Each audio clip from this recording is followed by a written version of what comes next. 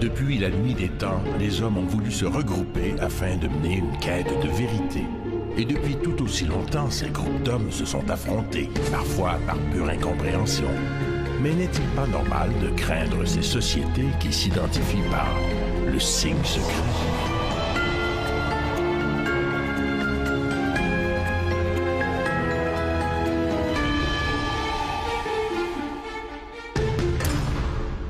Ça pourrait être un sujet fantastique pour un film d'intrigue internationale. Un groupe d'hommes et de femmes très puissants qui constituent une espèce de gouvernement mondial et qui tire les ficelles de tous les pays. Plusieurs sociétés secrètes préconisent cette centralisation des pouvoirs au sein d'un groupe élitiste d'intellectuels. Mais aucune n'a incarné cette utopie avec autant d'exactitude que le groupe Bilderberg.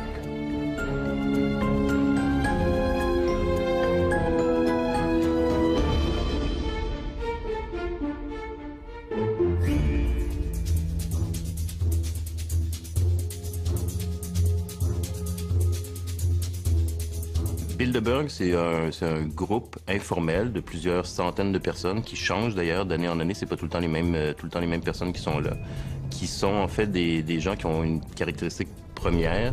C'est toutes des membres de l'élite, de la haute élite politique, économique, médiatique et on pourrait dire aussi militaire, qui prennent l'occasion de se réunir pendant quelques jours dans un hôtel de luxe complètement isolé, à huis clos, pour discuter entre eux d'enjeux qui les préoccupent.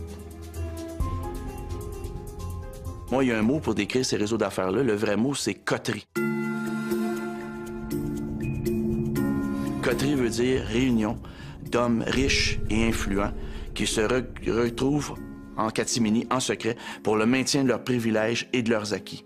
Individuellement, Les Bilderberg, en fait, en tant qu'individus, ce sont eux qui contrôlent probablement, je n'ai pas fait de calcul précis, mais probablement pas loin de 80-90% de la richesse mondiale. Ce sont réellement les possesseurs du monde.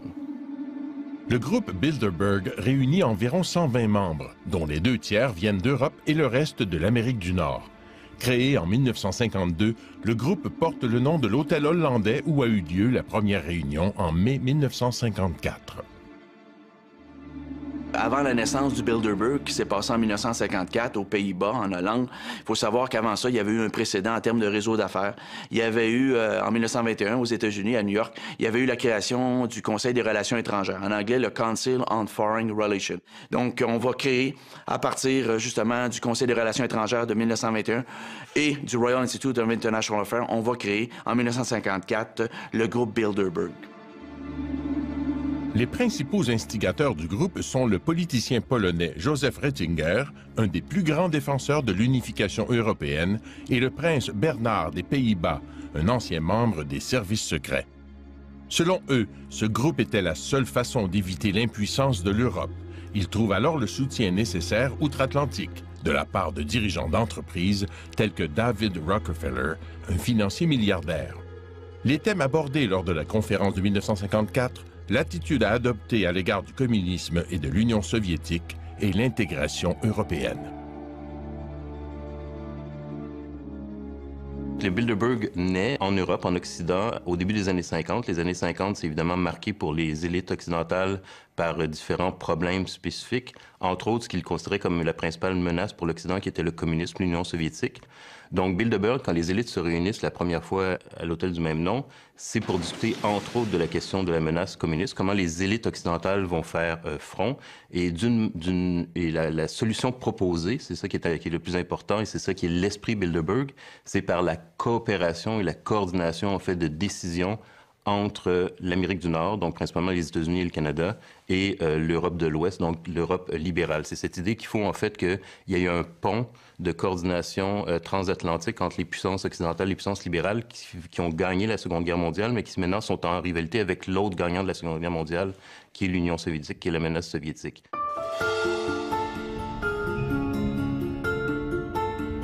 Il y avait aussi un intérêt de sécurité nationale. C'était important aussi donc d'assurer la sécurité de l'Europe et de l'Amérique du Nord ensemble. Il y avait bien entendu en troisième lieu un objectif commerciale, économique. Il fallait s'organiser de manière à ce que les barrières tarifaires, les barrières économiques soient abattues pour permettre une libre circulation des biens et des personnes. Donc un objectif affiché quand même de libre-échange, surtout entre les pays du bloc occidental. Il va sans dire qu'un groupe aussi influent et mystérieux allait susciter la curiosité des journalistes d'enquête. 3 d'entre eux se sont particulièrement intéressés au groupe Bilderberg. L'Espagnol Daniel Estulin, le Français Michael Gama et l'Américain Jim Tucker. Grâce à des sources anonymes, ils ont étudié ce qui se disait derrière les portes closes des grands hôtels où le groupe se réunit chaque année. Jim Tucker consacre littéralement sa vie depuis 1975 à suivre les membres de ce groupe. C'est à cette époque qu'il prend connaissance de l'étonnant récit de Westbrook Pegler, le premier journaliste à avoir découvert l'existence du Bilderberg en 1957.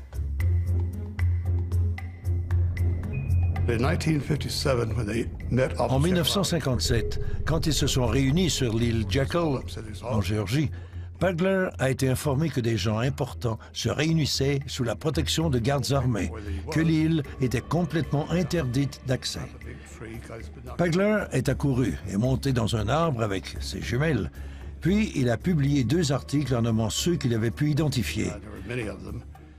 Des chefs d'État européens, des hauts fonctionnaires américains, des banquiers internationaux, des Rothschild et autres personnages influents du monde.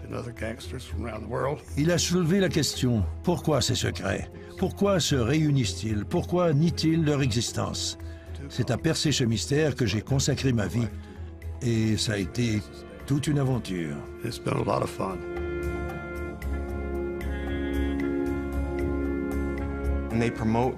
Ils prônent la mondialisation et la gouvernance mondiale. On y retrouve les principales institutions internationales, la Banque mondiale, le FMI, l'Organisation mondiale du commerce, l'OTAN, les Nations unies, etc. Toutes ces organisations sont fortement représentées au sein des Bilderberg et leurs leaders sont presque toujours issus de ces rangs. Si ce n'est pas le cas, ils en deviennent rapidement membres.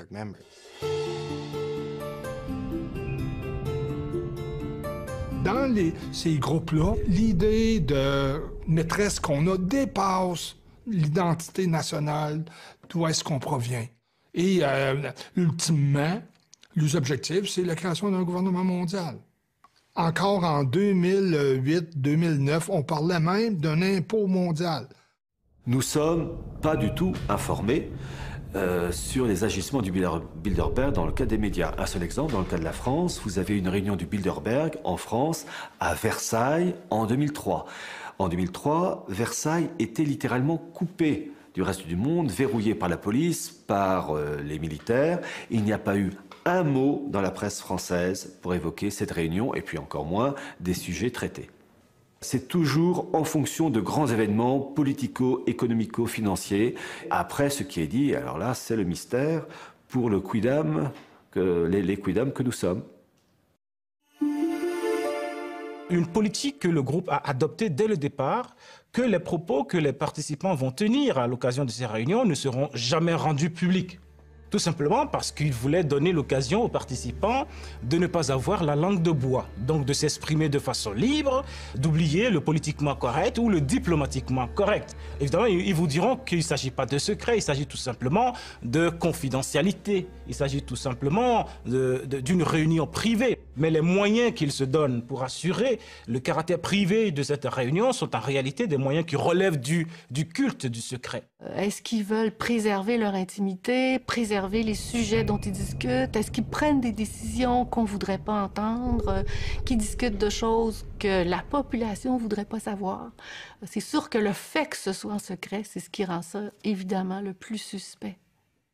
Alors, si un groupe de cette envergure existe depuis une cinquantaine d'années et que 99% des gens ne le savent pas, ça veut dire tout simplement que c'est un groupe qui est un groupe secret et qui fait du secret peut-être son arme principale.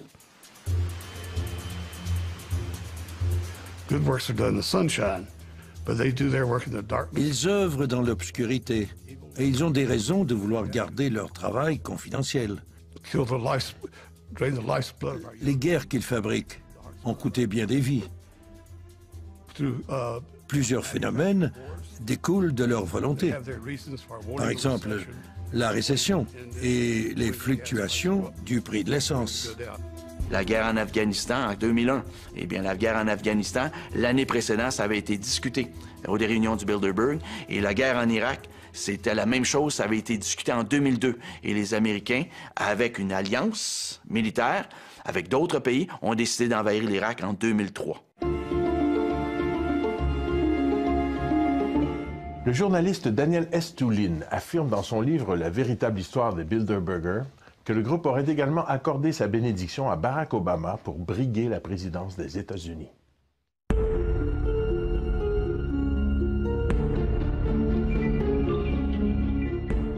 Être invité à participer à une réunion Bilderberg, je pense réellement que c'est une invitation qu'on ne peut pas refuser.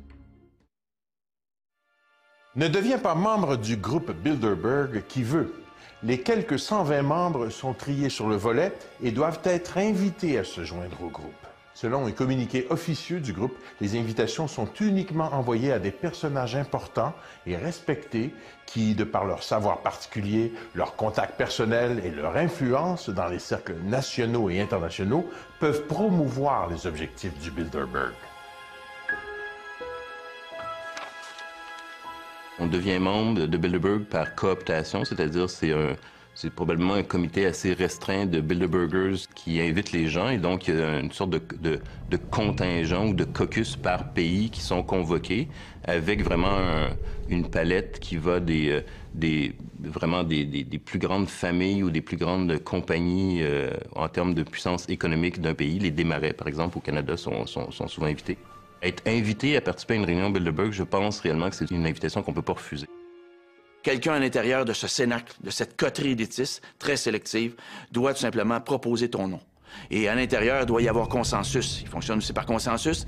Cet individu-là sera un bon candidat pour notre projet. Et notre projet, c'est quoi? Bien, notre projet, en fin de compte, c'est élargir notre espace de jeu. Le but, c'est de créer des oligopoles mondiaux.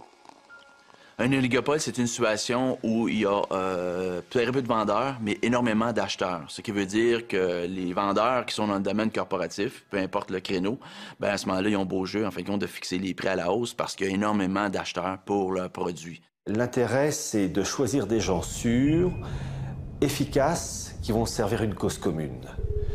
La gouvernance mondiale et l'élaboration d'une architecture permettant le bon fonctionnement du système. Parmi les membres présumés ou connus du Bilderberg, il y a les derniers secrétaires de l'OTAN. Tous les présidents américains depuis Eisenhower, sauf, semble-t-il, Ronald Reagan, les barons des médias, dont Conrad Black et Edgar Bronfman, de même que Bill Gates. Parmi les Canadiens qui auraient assisté à au moins une rencontre du Bilderberg, Jean Chrétien, Pierre Elliott Trudeau, Stephen Harper, Raymond Chrétien, alors qu'il était ambassadeur canadien aux États-Unis, Stéphane Dion, Paul Martin et Frank McKenna. Au niveau des personnes connues au Canada, on va avoir le général des armées canadiennes, Jean-Victor Allard, qui est un Québécois, qui est un membre influent, il est décédé aujourd'hui, mais qui est un membre influent des Bilderberg. Vous avez Jean Lesage, le père de la Révolution tranquille, qui est un assidu. Vous avez Jacques Parizeau. Et Jacques Parizeau était formé avec l'élite sociétale de Londres, avec la London School of Economics. Et ce monsieur-là a déjà assisté à plusieurs rencontres. On a aussi une rare dame qui s'appelle Marie-Josée Drouin, qui a marié Henry Kravis de la firme financière de Wall Street, Colbert Kravis Roberts. Madame s'appelle Marie-Josée Kravis maintenant. Et elle faisait déjà partie d'un puissant institut de réflexion ici au Canada, c'était le Hudson Institute. Elle était repêchée par les gens du Bilderberg parce que c'est une femme dans son créneau hyper influente. Généralement, le groupe Bilderberg invite le chef d'État du pays où se tiennent leurs réunions. Bien entendu, il n'y assiste pas toujours, mais il reçoit tout de même une invitation.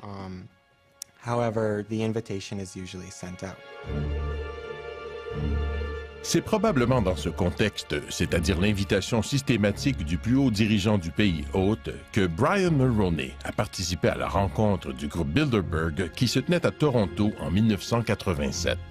Dans la mesure où il le fait dans le cadre de ses fonctions de premier ministre du Canada, Archives Canada, c'est-à-dire le bureau du conseil privé, a archivé donc son discours. Donc on a son discours et on voit que c'est un discours d'une quinzaine de pages. Il ne dit rien de secret dans ce discours. C'est l'époque de Gorbatchev en URSS, donc la transition. Donc lui, il se réjouit de ça. Il dit que l'Occident doit accompagner Gorbatchev parce que le régime soviétique est un mauvais régime, alors que le régime libéral est un bon régime. Il vante en fait ce qu'on connaît déjà de Brian Mulroney, c'est-à-dire c'est un partisan du libre-échange. Donc c'est ce qu'il va dire au Bilderberger. Il dit même qu'il faut en fait avoir une ouverture plus grande au niveau des frontières pour la liberté de circulation des populations et de la main-d'œuvre, donc de l'immigration. Fin des années 80, c'est aussi le problème du sida. Donc, il parle du sida, il parle de l'Afrique, il parle de l'endettement des pays du tiers-monde. Donc, c'est ce genre de sujet, de propos qu'amène Brian Mulroney au Bilderberger quand il est invité à parler devant eux. Les nouveaux membres ne sont pas uniquement des gens connus. Plusieurs se font connaître après avoir joint le groupe. On peut penser que c'est justement le groupe qui a contribué à lancer leur carrière. Le groupe Bilderberg est reconnu pour soutenir des politiciens qui partagent sa vision du monde. Ainsi, on dit que Rockefeller a été tellement épaté par un discours donné par Jimmy Carter lors d'une réunion du Bilderberg qu'il aurait fait en sorte qu'il soit élu président des États-Unis l'année suivante. Les membres des Bilderberg financent les grosses campagnes électorales, contrôlent les médias, dirigent des multinationales et des banques. Donc, s'ils ne décident pas directement qui dirigera tel ou tel pays, ils ont la capacité, de par l'influence financière et le contrôle médiatique qu'ils exercent, de favoriser certains politiciens au détriment des autres. Vous avez eu, en 1996, une réunion du Bilderberg qui a eu lieu du côté de Toronto, je crois que c'était King City. Et il y avait un ministre-président du Land de Basse-Saxe qui était présent, l'Allemand Gerhard Schröder, qui un an plus tard est devenu chancelier allemand. Donc on voit très souvent des réunions de futurs chefs d'État. On n'a qu'à penser à Bill Clinton aux États-Unis en 1993. Quand il était allé à la première réunion du Bilderberg en 91, Bill Clinton n'était pas encore le candidat du Parti démocrate. Mais au sortir du Bilderberg, il est devenu l'homme, lige et la marionnette préférée de ses maîtres marionnettistes. Mme Thatcher est arrivée au pouvoir en 79 en Angleterre, mais juste avant d'arriver au pouvoir en Angleterre, cette dame-là avait été repérée par le groupe Bilderberg et elle est arrivée à la tête de son parti et elle a fait table rase, elle a fait maison nette et c'est une dame de fer qui a décidé d'en découdre avec les syndicats. Elle a mis les syndicats au pas. La question que plusieurs se posent, est-ce que le président américain Barack Obama fait partie de ce groupe? Au moment où on se parle, il est impossible de dire, hors de tout doute raisonnable, que Barack Obama est un membre en règle. Il est un sympathisant. Il faut savoir que Barack Obama envoie des émissaires aux réunions du Bilderberg. Bon nombre de ceux qui ont assisté à la réunion du groupe Bilderberg en 2008 se sont retrouvés dans le gouvernement d'Obama quand il est devenu président. Par exemple, Larry Summers et Paul Volcker, l'ancien président de la Réserve fédérale américaine, sont devenus d'importants conseillers économiques d'Obama. Le général James Jones est devenu son conseiller en matière de sécurité nationale. Et j'en passe. Oui, Barack Obama est sans aucun doute un membre de Bilderberg. Et il obéit certainement à leurs ordres. On en aura la preuve avec l'augmentation des coûts de l'essence et avec la prolongation de la récession entièrement fabriquée par les Bilderberg.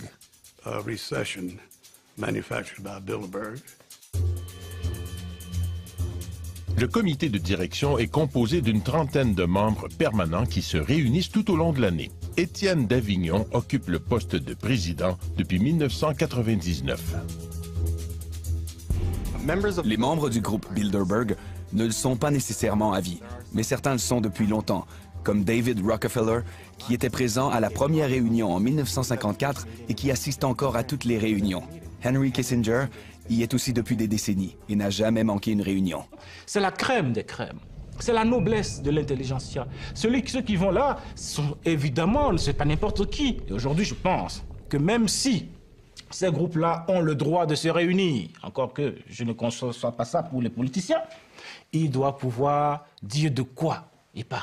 Surtout quand ce dont ils parlent concerne l'ensemble des peuples du monde, l'ensemble de la planète.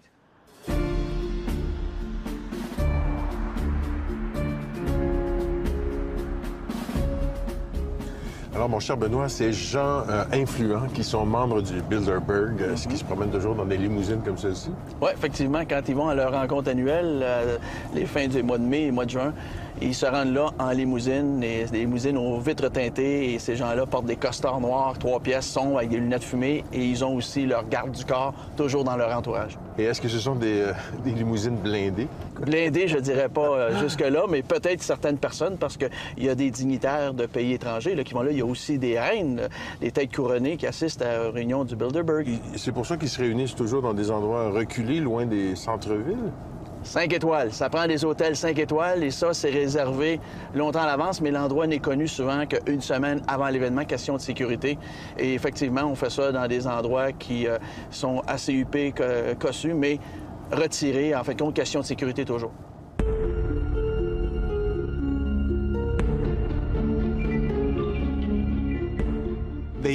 Ils suivent les journalistes et les font arrêter. En Grèce, ils ont arrêté des gens pour avoir photographié les participants.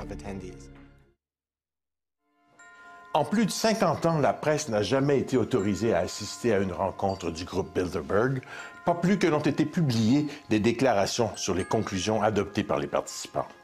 Et non seulement ils sont réticents à l'idée de révéler la teneur de leur discussion, ils refusent de dévoiler publiquement le lieu de leur réunion.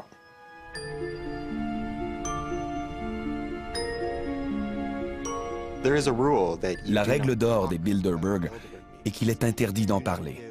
On ne donne pas de conférences de presse, on n'émet pas de communiqués de presse et on ne cite pas les propos des personnes présentes, sinon on n'est plus invité. C'est ce qu'on appelle la règle de Chatham House.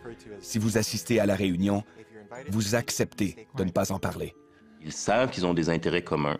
Ils savent qu'ils ont des enjeux et des problématiques dont ils veulent discuter ensemble. Ils veulent pouvoir en discuter, je dirais, librement, c'est-à-dire sans avoir à prendre en considération l'opinion publique, qu'ils considèrent d'ailleurs comme un problème. L'opinion publique, ils veulent le contrôler plutôt qu'être influencés par l'opinion publique. Et donc, ils ont tout avantage, dans ce cas-là, à ce que ça soit secret. Souvent, vous savez, ces décisions prises par ces élites oligarchiques, financières, etc., ces décisions vont à l'encontre des intérêts du peuple. Et donc, pour éviter des manifestations de masse, il vaut mieux être discret.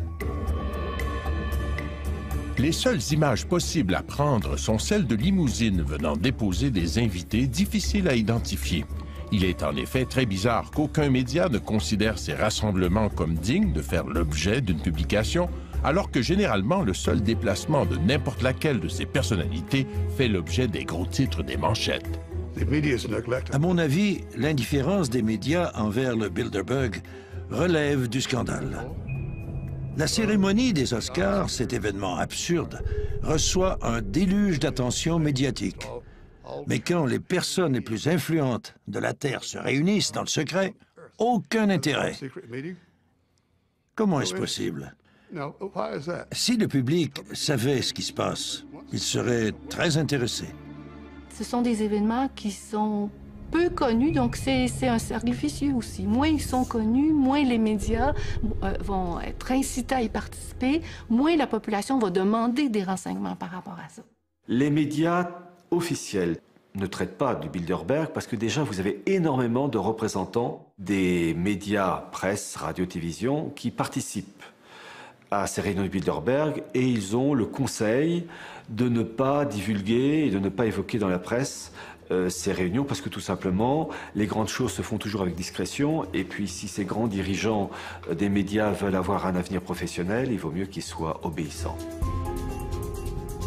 Il est vrai que parmi les participants, il y a des présidents de conglomérats de presse, tels que le Washington Post, le Time Magazine, le New York Times et le Figaro.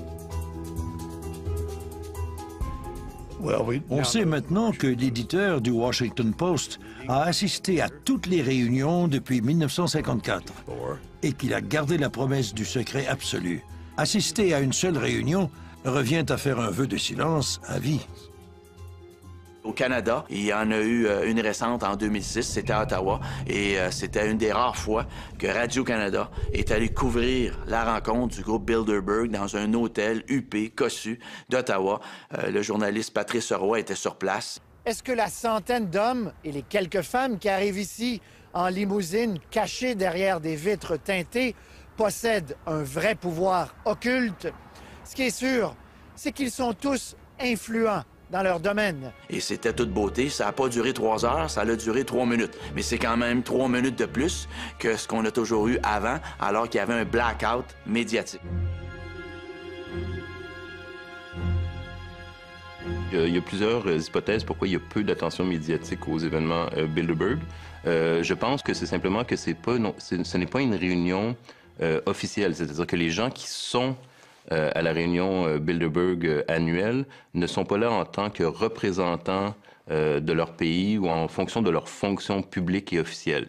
Donc, c'est un peu comme les vacances des premiers ministres, finalement.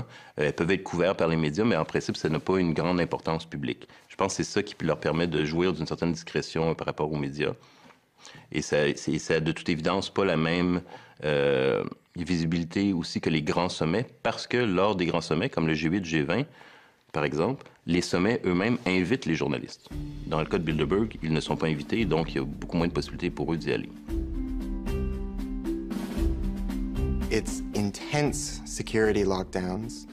La sécurité est impénétrable.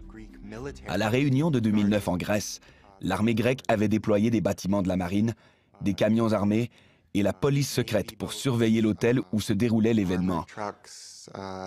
Ces coûts sont assumés par le pays hôte, qui les refile essentiellement aux contribuables sous forme de dépenses publiques. Puisque le contribuable n'en bénéficie pas vraiment, ça soulève bien entendu des questions d'ordre moral.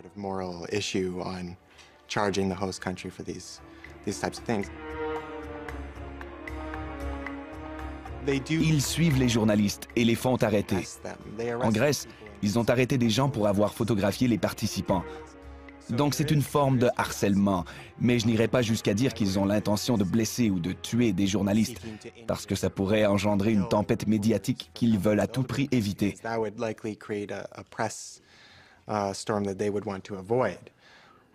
Laissez-moi vous dire que j'en ai eu des sueurs froides dans mes aventures avec les Bilderberg.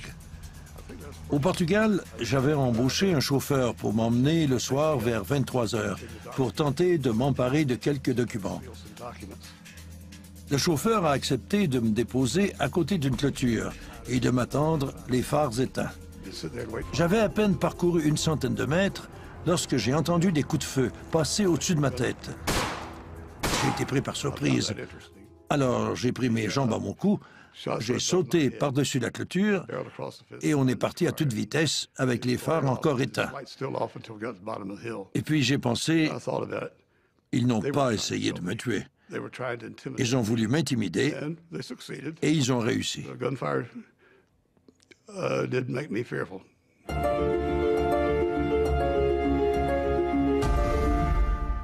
En plus de l'arsenal de sécurité, les dirigeants du groupe Bilderberg auraient mis en place toute une série de mesures pour s'assurer de conserver leur anonymat, et ce depuis plus de 50 ans.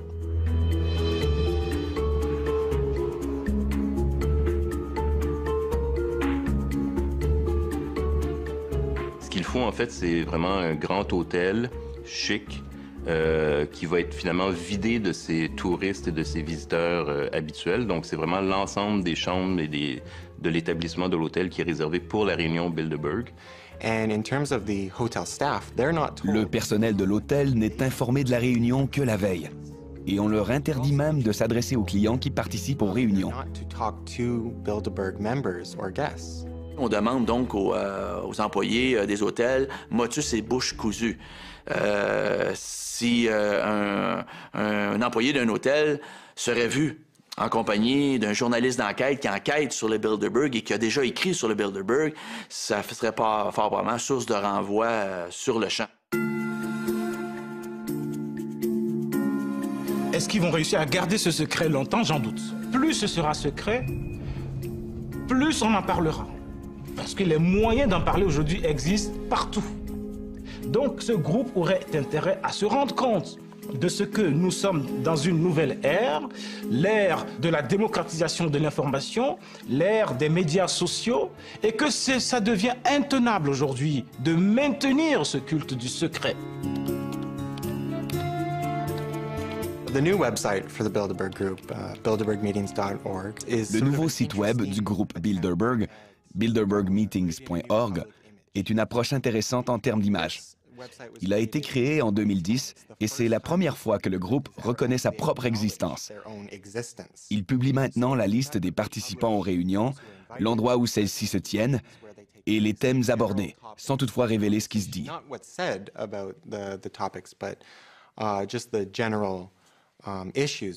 C'est donc un pas significatif, mais c'est aussi une façon pour eux de lutter contre l'image négative que se fait le public des Bilderberg.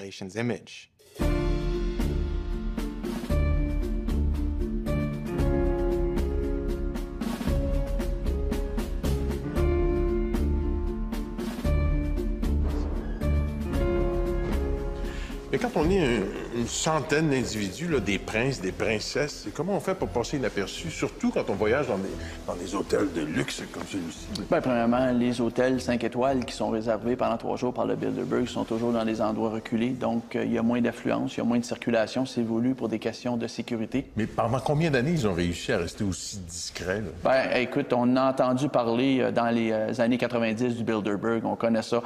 On en parle plus depuis le début des années 2000, mais ça commençait tranquillement, par-ci, par-là, dans les années 90, à parler du Bilderberg. Mais pour le commun des mortels, le mot Bilderberg, ça n'a aucune connotation, ça veut absolument rien dire.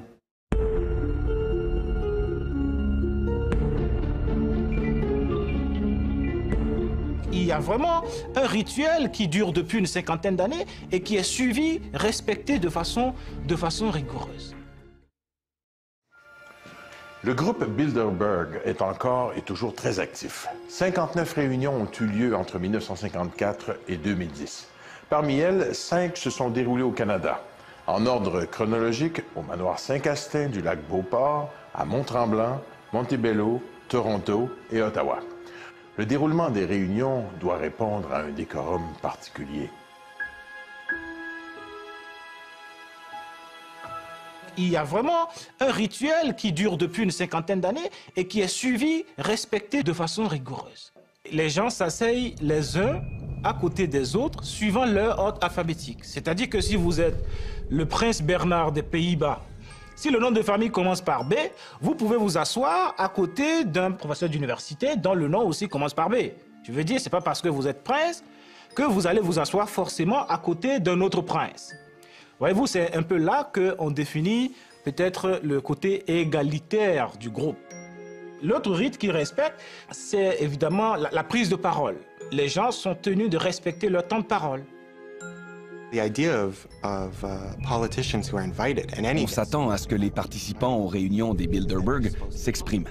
On veut savoir comment ils sont, ce qu'ils pensent, qui sont les gens qu'ils seraient susceptibles d'appuyer. Margaret Thatcher a été invitée à une réunion dans les années 1970. Elle était restée en retrait sans dire grand-chose et à ce moment-là, elle était à peine connue dans son propre pays et encore moins à l'extérieur. Donc les autres se méfiaient un peu d'elle. Puis, celui qui l'avait invitée l'a prise à part à la fin de la journée et le jour suivant, elle a donné un de ses fameux discours pendant 3 minutes et les a tous tellement impressionnés que David Rockefeller et Henry Kissinger l'ont adorée. Ils l'ont emmenée aux États-Unis, l'ont présentée à tout le monde et quand elle est devenue Premier ministre, elle a adopté des politiques économiques néolibérales qui ont énormément bénéficié aux membres Bilderberg.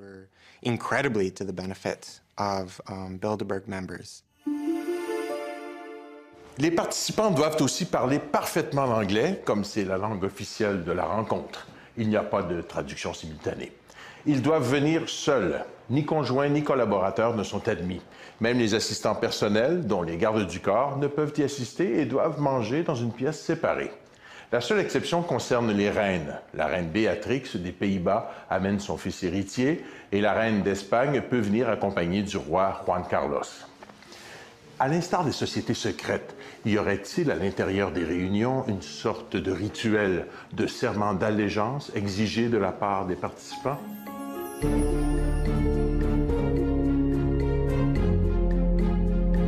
Les gestes, il y en a sûrement. Des objets décorant, si je puis dire, la salle de réunion, c'est possible, mais compte tenu qu'elles sont secrètes, que ce n'est pas filmé, comment savoir ? Certains observateurs vont plus loin et prétendent que le fondement même du groupe Bilderberg repose sur la philosophie des francs-maçons. Les représentants du Bilderberg obéissent aux 3 pivots de l'idéologie maçonnique: nominalisme, naturalisme, primauté de l'homme. Le premier point, c'est le nominalisme, qui en philosophie dit qu'il n'y a pas de vérité. Chacun a sa vérité. Vous avez votre vérité, j'ai la mienne, et c'est une vérité qui est évolutive. Ce qui est vrai aujourd'hui n'est pas demain, etc. Le deuxième point, c'est le naturalisme, qui consiste à dire qu'il n'y a pas de religion révélée. Et le troisième point, c'est la primauté de l'homme, centre de toute chose. Alors que dans le catholicisme, Dieu est centre de toute chose et l'homme est la créature, le second. Dans l'idéologie maçonnique, qui anime donc les dirigeants de Bilderberg, l'homme est le centre de toute chose, l'être indépassable. Il y a un aspect de société secrète, mais il n'y a pas de rite d'initiation. Ce qui rend société secrète, c'est le fait qu'on ne donne pas tout l'agenda. On ne publie pas les rapports, donc ces résultats restent à huis clos. Et dans ce cadre-là, on peut dire que c'est plus une société secrète dans sa façon. C'est un club de gentlemen. Ils ont une certaine influence et un certain pouvoir sur les institutions et leurs plans d'action. Mais je ne dirais pas qu'ils sont une société secrète dirigeant le monde. Ce serait leur accorder une trop grande importance. Mais d'après vous, est-ce qu'ils ont des cérémoniales, des codes, des rituels comme les francs-maçons? Est-ce qu'ils ont un signe secret? Oui, le signe secret des membres du Bilderberg, ça serait le signe du dollar. Et Dieu sait qu'ils en ont beaucoup de dollars. Et considérez-vous comme une société secrète? C'est une société qui a beaucoup de secrets, qui méritent d'être dévoilés au grand public. On sent chez tous les gens qu'on a interviewés un mélange de fascination en même temps qu'un désir de dénonciation. Et vous, Benoît Perron, personnellement, est-ce que vous êtes intrigué, inquiété, fasciné? Non, je ne suis pas du tout fasciné par les membres du Bilderberg. Par contre, ces gens-là, oui, ils me troublent, ils m'intriguent parce que le pouvoir qu'ils ont concentré dans leurs mains et parce qu'ils occupent des postes clés, justement, dans la société, font en sorte que les décisions qu'ils prennent vont avoir un impact à moyen terme et à court terme sur le commun des mortels, donc sur moi. Alors, c'est un rapport amour-haine.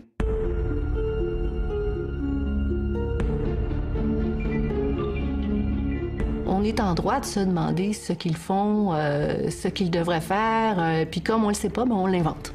Donc c'est une magnifique machine à rumeurs. Le fait que leur réunion soit entourée d'autant de secrets a tout pour plaire aux amateurs de théorie du complot. On leur attribue notamment l'orchestration de la mondialisation économique. On emploie les termes complot mondial, main droite du monde et même maître du monde.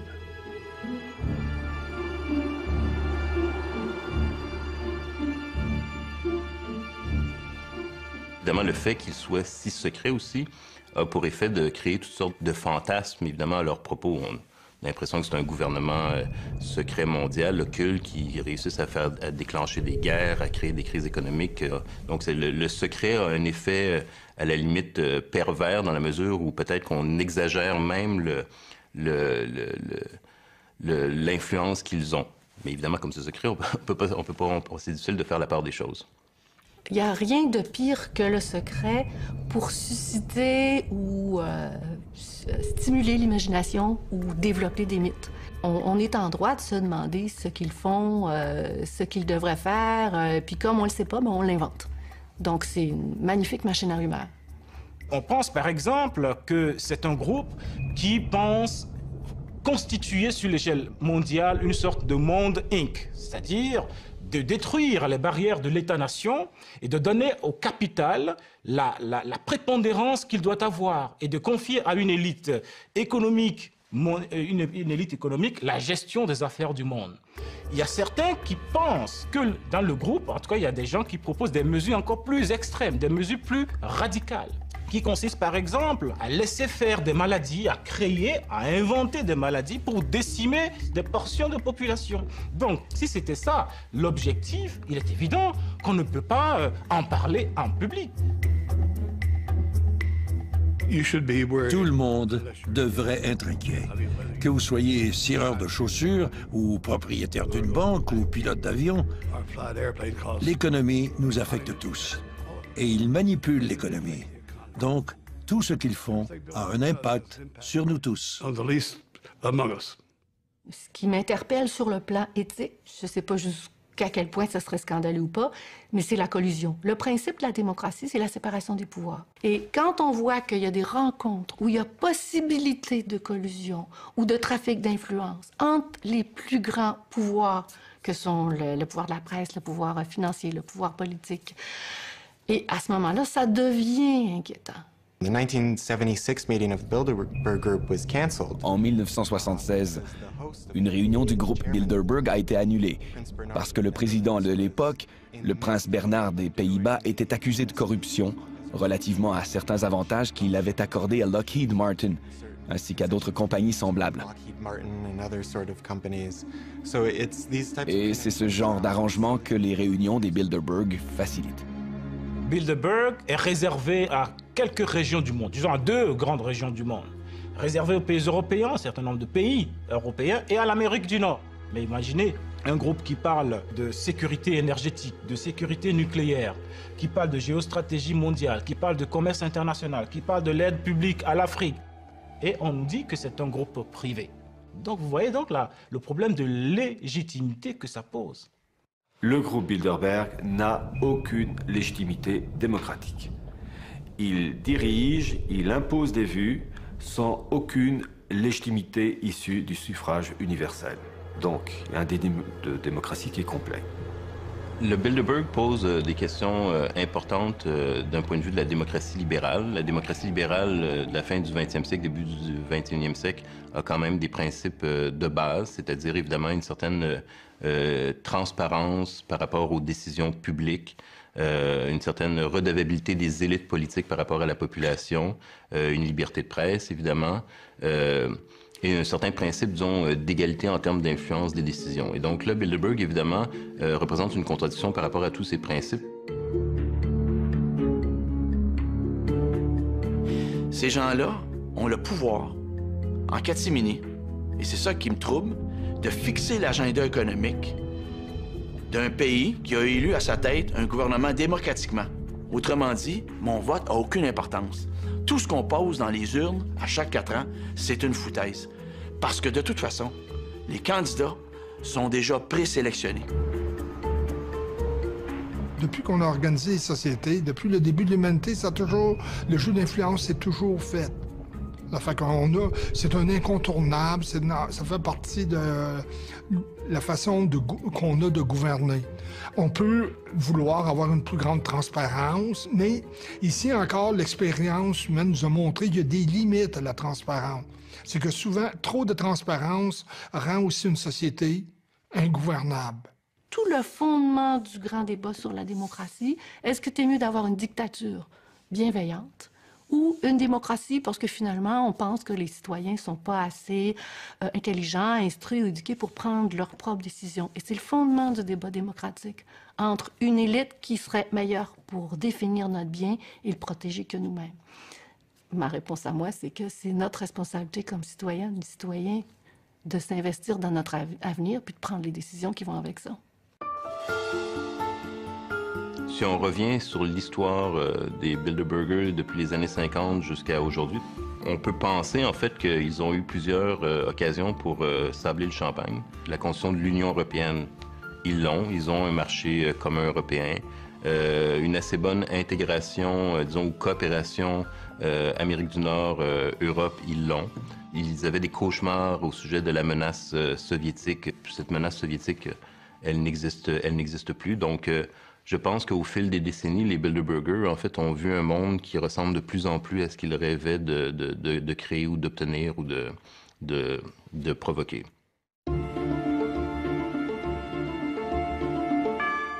En juin 2010, une conférence du groupe Bilderberg s'est tenue à Sitges, une station balnéaire espagnole située à 30 km de Barcelone. Parmi les invités, soulignons la présence du président espagnol Zapatero, Le géant du secteur des télécoms, Google, y était représenté. On y retrouvait aussi les dirigeants de Shell, la reine d'Espagne, la reine Béatrix d'Hollande, le premier ministre français François Fillon, Bill Gates, le conseiller financier d'Obama, le secrétaire général de l'OTAN et le directeur de l'Organisation mondiale du commerce. On peut supposer qu'ils n'étaient pas là que pour jouer au golf.